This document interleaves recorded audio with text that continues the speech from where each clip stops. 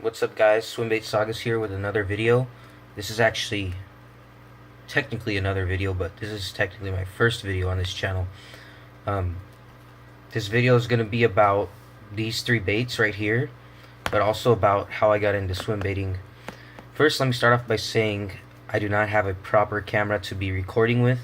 This is a cell phone that I'm recording with, and I'm holding it with my hand, so I'm sorry if it is a bit shaky, but it's the best I have, and it's what I'm working with. So, a little bit of background about myself. I grew up in Southern California, specifically the Orange County area. Primarily just fishing for trout with my grandpa. My dad was into fishing, but mostly saltwater fishing. And being a young kid, you can't really go on week-long tuna trips, so pretty much was limited to trout fishing all throughout my childhood up until I hit middle school. In middle school, I started moving over to bass fishing. The whole time trout fishing, I never used my own equipment. I always used my grandpa's equipment. However, in middle school, I began to use Walmart combos. And a lot of you guys who start out fishing, sometimes people buy you setups, maybe your dad, maybe your grandpa. But me, I had to kind of work for all my stuff growing up. As far as my rod and reel went, I was in middle school. I used to actually sell soda. I know, I would sell soda as a hustle to make money for fishing. So every dollar I got from that would go into fishing. So I actually just bought the cheapest thing I could afford, which was a Walmart combo, and I decided to spend more of the money on the baits and the line. So that's the way I went, and I didn't really have the money to buy, even a bait caster. Like, the cheapest low-end bait caster you could buy is like $40 at that time. It was really terrible. I don't even think the Black Max was out during that time.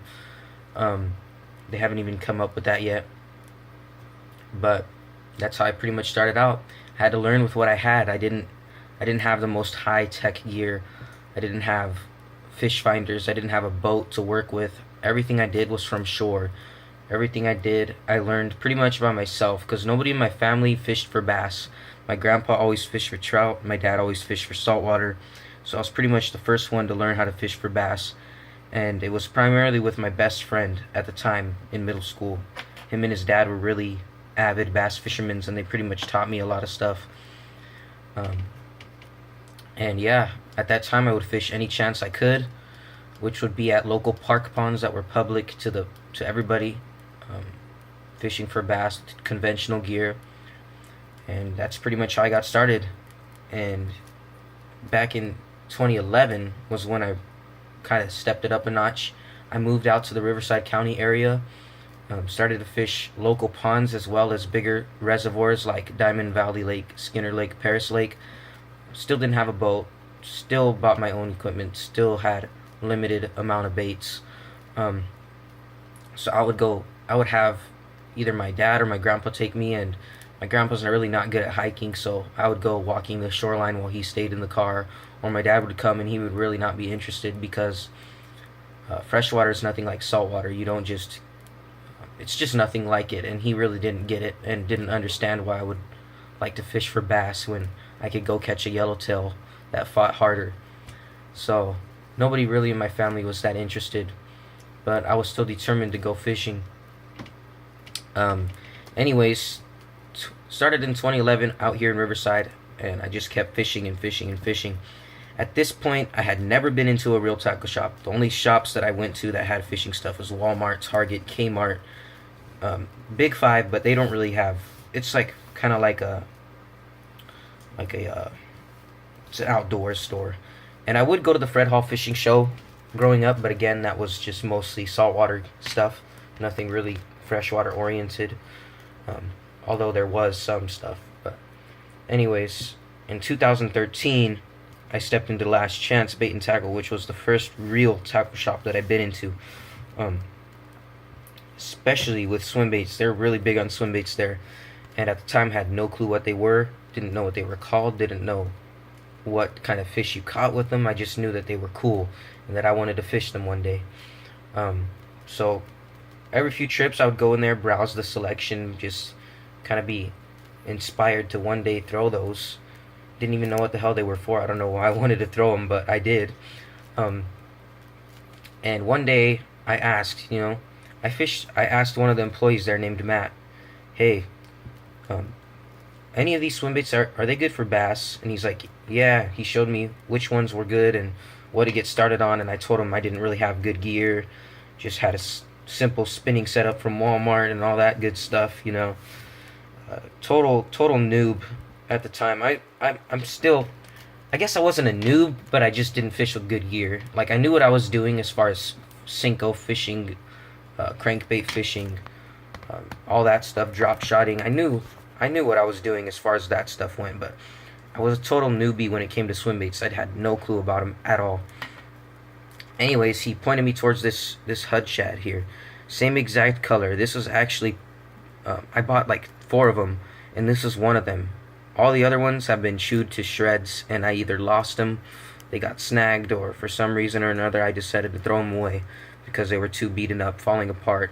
But this is the one that I kept, still preserved, same exact colorway. He told me, hey, go throw this, slow reel it in, you'll get bit. It's exactly what I did. And I was catching 1 2-pounders, sometimes a 3, but nothing really big, so I wanted to catch something bigger. So I went in again. He pointed me to this 6-inch Hud, same exact one. This one has been used on it so many times. It's pretty chewed up. It's not that chewed up, but it's pretty chewed up. I did the gills. I did based on Matt Allen's video, and this caught me quite a bit of 4s and 5s out of these local little ponds. And everything I do in life, I'm really into researching. So everything I do, I like to do it all out. It's either all out or nothing. So I really dove into researching swim baits. I looked up on YouTube countless videos. That's pretty much the only thing I used YouTube for, was searching up fishing videos. I went to the library. Yes, the library. I know some of you don't know what that is, but, well, you do, but you just probably never go. But I went to the library, read books about fishing for bass in general. Some stuff involved swim baits, but really you had to dig for that information. I really didn't know about the whole swim bait scene too much, so I had to dig for myself. Nobody really pointed me in a direction, so I pretty much read through countless books, countless internet articles, countless YouTube videos, and I just took apart every piece of the video or every piece of the words that were written down in that information, and I learned from it, and I did the best that I could with what I had, learning how to fish them, learning what ways were productive, how to fish, where to fish, why to fish, what conditions are optimal, stuff like that. And I just got really into it. And then at that point I knew quite a bit about swim baits. I didn't know the names of all of them yet, and I didn't know what everything was yet, but I knew quite a bit of the backstory. I knew about Mike Long, I knew about Matt Allen, I knew about Butch Brown, I knew about all those legends, and I was watching their content, and I went back in there and I was like, you know what, I want to throw some of that bigger stuff. And Matt pointed me towards this MS Slammer, and for a good reason. This bait gets bit, and it gets bit. Like, it's probably one of my most productive baits to this day. It's probably got over 200 bass on it, over 3 pounds. The majority of the fish on there are 4 to 5 pounds that I've caught, but I've caught some 7s on there from these local ponds. Not even a big lake, from local ponds I've caught 7s, and it's pretty much been one of my most productive baits. He set me up with the iRod Jumbo Swim and the Dio Alexa, and at that time the Dio Alexa had just come out, and that's pretty much what I was doing. I was buying baits here and there, odds and ends, like Huddlestons, 8-inch Huds, Hud Shads I was buying more of. I wanted to buy more high dollar baits, but the $60, $70 range was pretty much my high dollar bait range, because I was still in high school, didn't have a job yet, and was buying everything for myself pretty much. So I pretty much had to work with what I had, again, like I did before. But yeah, after that, a couple years later, I got out of high school, in 2015. Started working, bought more and more baits, glide baits, jointed baits, triple trouts, all kind of stuff, punkers, and just started fishing them. Pretty much, from what I've read everywhere, the only thing that'll get you experience is time on the water. Yeah, you could read about how to fish certain baits and why to fish, where to fish, but I think that on the water you learn the most, and that's where I learned the most. So that's what I did every day after school or after work. At this point in time, after work, I would fish nonstop. Then it got to a point where I was working 2 jobs, so I really didn't have enough time. But with those 2 jobs, I was able to buy a lot of good stuff, a lot of nice stuff.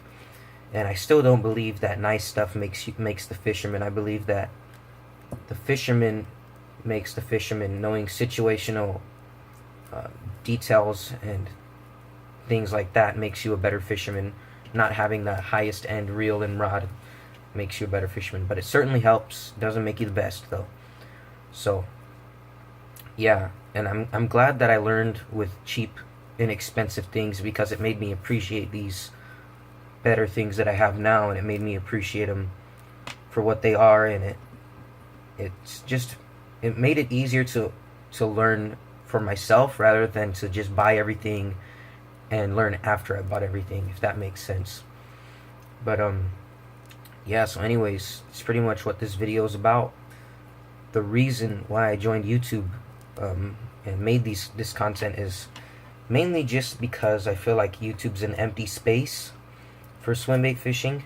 Yeah, there's a few people that do swimbait videos, but mostly they're conventional guys, or they like James from Swimbait Chronicles has used to make content, but he's gotten stuff coming up and he really can't make that much content, I don't think. So there's really not really much content on YouTube. I'm not saying I can put out a lot of content, but I'm saying I can probably add to the community, maybe get somebody interested in fishing, specifically swimbait fishing. Let me get a drink of water real quick. So yeah, it's pretty much why I made this channel. And another reason I made this channel is because I was kind of frustrated and upset with conventional fishermen fishing with like Livingston lures, glide baits, or a jackal gantarelle, and thinking that they're some sort of swimbait expert.